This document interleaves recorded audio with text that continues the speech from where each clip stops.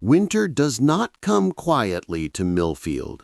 It roars in with icy winds that bite at the skin and snow that buries the streets in silence. For the man and his dog, what was once a season of simple beauty now becomes a season of survival. The fire burns lower, the nights grow longer, and with each passing day, the trials mount. The man coughs, his strength waning under an illness he tries to ignore. The dog curls at his feet, eyes wide with worry, as though he can sense what words cannot admit. Outside, the station grows colder too. Trains arriving late, passengers huddled in coats, their faces pale under the weight of the storm. But no storm is fiercer than the one inside the heart. How do you protect what you love when everything around you threatens to take it away? The man struggles to hold on, and the dog struggles with him, as if their very bond is what keeps them alive. And yet, fate is merciless. A night will come when the silence in the home grows heavier, when the fire finally fades, when the station becomes the only place left to cling to. This chapter of their story is not gentle. It is a test of loyalty, a test of love, a test of endurance in the face of inevitable loss. Where truth meets imagination. Welcome to Facts and Fiction. The new year arrived in Millfield without fireworks or fanfare, just a heavy storm that rattled the windows of Ethan's house and piled snowdrifts waist-high along the roads. The town all but shut down for days. Stores closed early, the school where Ethan worked as a janitor delayed reopening, and trains slowed to cautious crawls through the icy landscape. Still, Rufus was ready at dusk, waiting by the door with that unshakable patience in his eyes. Ethan sighed as he pulled on his boots, knowing there was no point arguing. Together they trudged through the storm, the cold biting at Ethan's cheeks, the snow squeaking underfoot. The world was muffled, buried in white, and when they reached the station, it looked like a ghost of itself. Empty platforms, tracks swallowed by snow, only a single dim light burning over the bench. "You're relentless, aren't you?"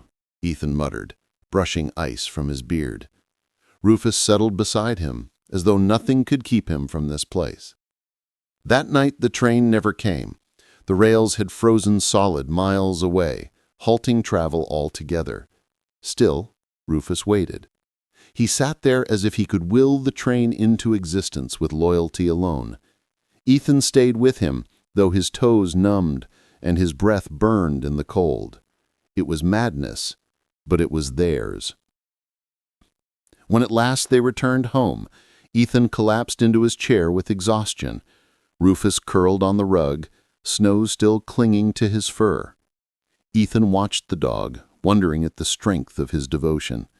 It was more than habit now. It was faith. The weeks rolled on, storms rising and falling, and life in Millfield shrank to the essentials. Ethan worked when he could, shoveled paths through the snow, and made sure there was always enough food for both of them.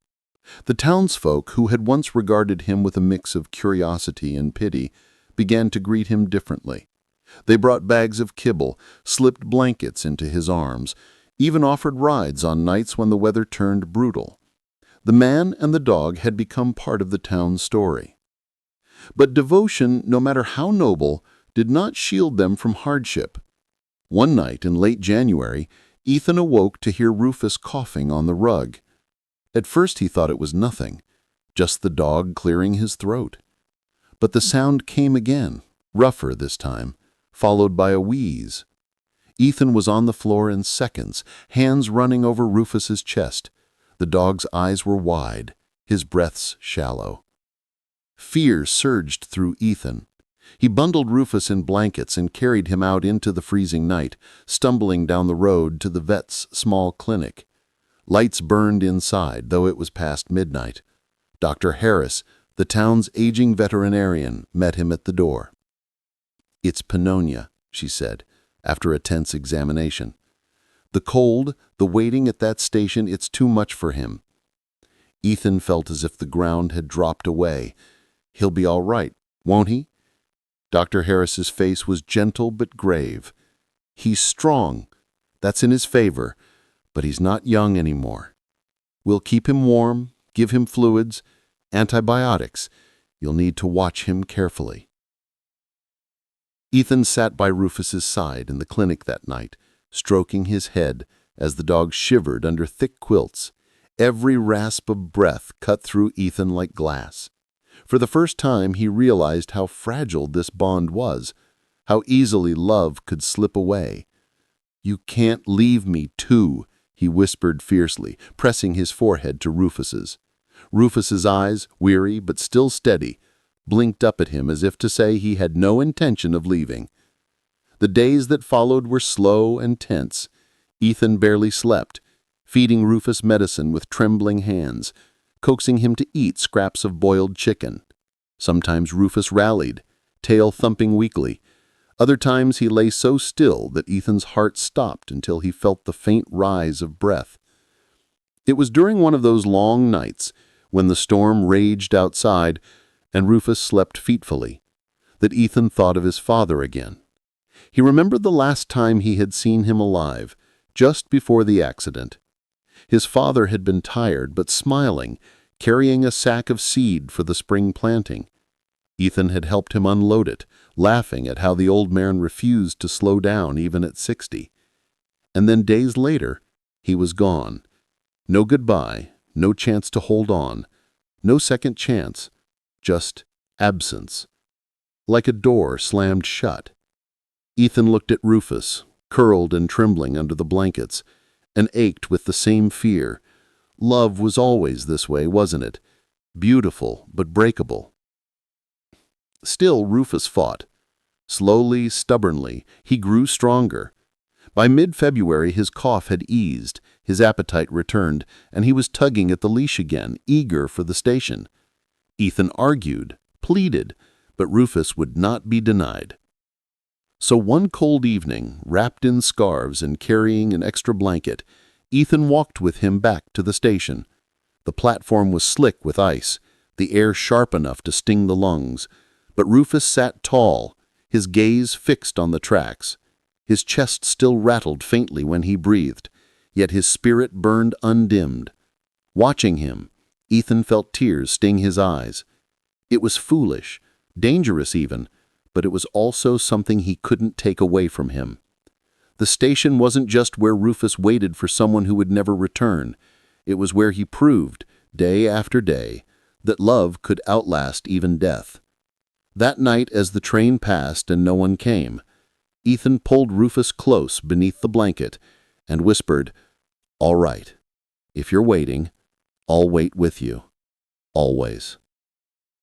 March came with a thaw, though winter clung stubbornly to the edges of the fields. Streams began to trickle beneath the ice, and the snowbanks shrank into dirty mounds along the roadsides. For Ethan, the change in season felt like a reprieve. Rufus was stronger now, his coat gleaming again, his stride almost as firm as before. The worst had passed, or so Ethan wanted to believe. The station grew busier as the days lengthened. Students returned from university, men traveled into the city for work, and families arrived to visit relatives. Rufus searched every face with the same devotion, though Ethan noticed something subtle. His eyes flicked toward Ethan more often, as though needing reassurance that he wasn't alone in this vigil. Ethan always gave it, a nod, a touch on the head, a quiet word. They weren't waiting in silence anymore. One bright afternoon, when the sun finally broke through and the air carried a hint of warmth, a young boy approached them on the platform. He couldn't have been more than 7, with a cap too big for his head and a lopsided smile. "Is this your dog, mister?" he asked, his voice high with curiosity. Ethan glanced down at Rufus, who sat calmly by his side. "Sort of. He's his own dog, but he lets me tag along." The boy giggled at that, reaching out a cautious hand. Rufus sniffed him, then licked his fingers, tail wagging slowly. "My grandpa says he waits here every night. He says he's waiting for someone who's never coming." Ethan's throat tightened. He forced a smile. "Your grandpa's not wrong, but sometimes waiting isn't about who comes back. Sometimes it's about remembering." The boy frowned as if puzzling it out, then nodded seriously. "I think that's nice." He ran back to his family, leaving Ethan with a strange warmth in his chest. The town's children were beginning to grow up with Rufus as a part of their world. He wasn't just a story whispered by adults anymore. He was living history, a lesson in loyalty that even the youngest could see. But devotion invites pain, and spring brought its trials. One evening in late March, a storm rolled in without warning. Dark clouds clawed across the sky, and winds howled down the streets, bending trees and tearing shingles loose. Ethan thought about skipping the station that night. The weather was too violent, the risk too great. But Rufus stood at the door, barking insistently, eyes bright with determination. Against his better judgment, he gave in. They battled the wind together, leaning into the gusts, snow and sleet lashing their faces. By the time they reached the station, Ethan was soaked through, his fingers numb. The platform was deserted, lamps flickering in the gale. The train roared in late, its windows glowing like lanterns in the storm. Rufus sat tall, eyes locked on the doors as they opened. A handful of passengers hurried out, coats whipping in the wind. None of them was the one he wanted. When the train pulled away, Rufus didn't move. He stayed planted, fur plastered with ice, gaze fixed down the tracks. Ethan stepped closer. "Enough," he said. "Enough. We're going home before this storm kills us." But Rufus resisted, claws scraping against the platform. He whined low in his throat, unwilling to leave. Ethan crouched, pulling him close. "She's not coming, boy," he whispered harshly, though his heart cracked as he said it. "Not tonight, not ever, and I can't lose you to this." For a long moment, Rufus stared at him, chest heaving, torn between instinct and the bond that held him here. Then, with a weary sigh, he lowered his head and allowed Ethan to lead him back into the storm. They stumbled home half-frozen, collapsing inside the door. Ethan built a fire with shaking hands, wrapped Rufus in every blanket he could find, and sat beside him until the shivering eased. The dog licked his hand weakly, as though apologizing. That night, Ethan lay awake listening to the wind hammer the roof. He realized the truth. One day, the storm would win. One day, whether through weather, sickness, or simply the slow erosion of time, Rufus's vigil would end. Ethan could not stop it. All he could do was walk beside him until that day came.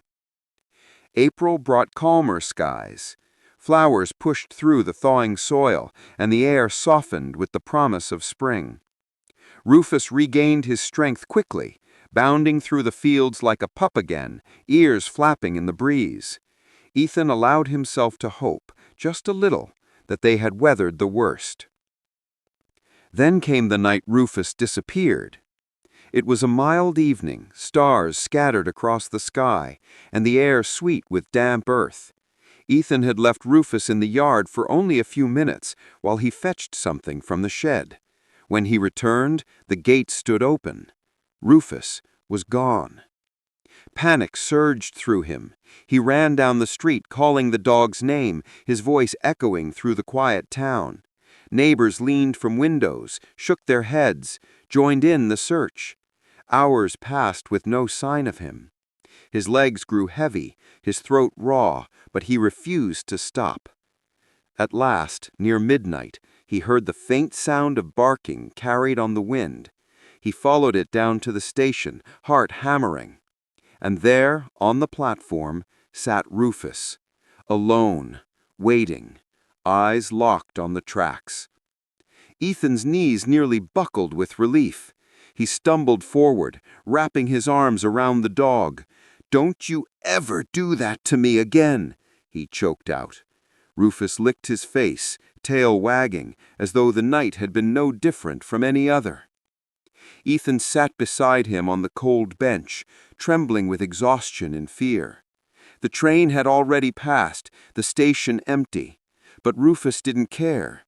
He had found his way back to the place where he belonged. And in that moment, Ethan understood something new. The station wasn't just where Rufus waited, it was where he returned. No matter what storms raged, no matter what dangers threatened, it was the anchor of his soul. And Ethan, for all his protests, was tied to it too. He leaned against Rufus, staring down the moonlit tracks. "All right, if this is where your heart leads you, then I'll follow, even if it kills me." May arrived with a cruel trick. After weeks of soft sunshine and blooming fields, a late-season blizzard barreled down from the mountains. The sky darkened to iron, and by evening the world was swallowed in white once more. Snow fell thick and relentless, carried on winds that screamed through the streets. Ethan watched it from his window, dread coiling in his gut. He knew what Rufus would want. Sure enough, the dog stood by the door, tail stiff, eyes fixed with unyielding resolve. "Not tonight," he pleaded. "It's too dangerous." But Rufus barked sharp and insistent, pressing his weight against the door as though he could open it himself. Ethan rubbed his face with shaking hands. He thought about locking the door, forcing him to stay, but he saw the fire in Rufus's eyes and knew it would break something between them. With a heavy heart, he pulled on his thickest coat and boots. "All right," he muttered, "we'll go, but we stay together, no matter what." The storm swallowed them instantly. Snow stung Ethan's face, blinding him, filling his boots with icy slush. Rufus moved ahead, sure-footed despite the gale, nose low to the ground. They leaned into the wind, one step at a time, until the station loomed out of the blizzard like a mirage. Its lamps flickered weakly, halos of light lost in the swirling snow. The platform was deserted, of course. The tracks were buried, trains halted miles away. But Rufus sat tall, fur whipped by the storm, eyes straining down the line. His loyalty was stronger than the blizzard. Ethan wrapped the blanket around both of them, pulling Rufus close. The cold sank deep into his bones, numbing his fingers, making each breath an effort.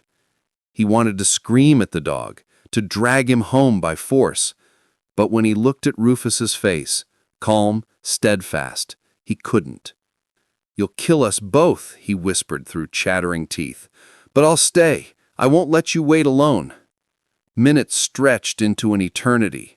Snow piled around their boots, the platform vanishing beneath drifts. Ethan's body shook with exhaustion, eyelids heavy with ice. He thought dimly that this might be how it ended. Two silhouettes frozen at the station, forever waiting. And then Rufus moved. With sudden urgency, he barked and tugged at Ethan's sleeve, pulling him toward the shelter of the waiting room. Ethan stumbled after him, barely able to see, barely able to think. Together they crashed through the door into blessed stillness, the storm muffled outside. Ethan collapsed onto a bench, gasping for air. Rufus pressed against him, licking his face as if scolding him for his weakness. Ethan laughed hoarsely, tears freezing on his lashes. "You saved me," he whispered, clutching the dog tight. "After all that, you saved me." They spent the night there, curled together on the bench, the storm howling around the station. Ethan drifted in and out of sleep, warmed by Rufus's body, his dreams filled with fragments of the past. His father's laughter, the train's whistle, and the endless waiting. When morning came, the storm had passed. The world outside was buried, glittering in the pale sunlight. Ethan opened the door and stared at the mountains of snow.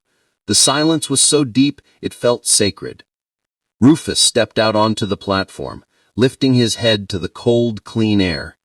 He looked down the tracks, eyes steady, as though nothing had changed. But something had. Ethan could feel it in his chest, as certain as his own heartbeat. The waiting was no longer a burden.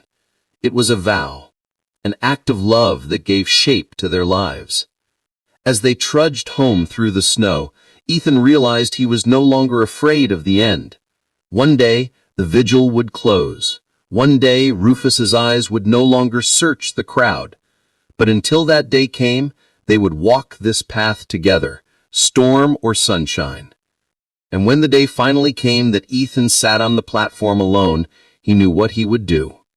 He would keep waiting, not for the return of what was lost, but for the memory of loyalty itself, because some loves are too strong to end. That night, as the sun set over Millfield and the train thundered past, Ethan sat with Rufus at his side. The dog leaned against him, warm and solid, and together they stared down the empty tracks. The world moved on, but for them, time stood still. And in that stillness, Ethan found peace.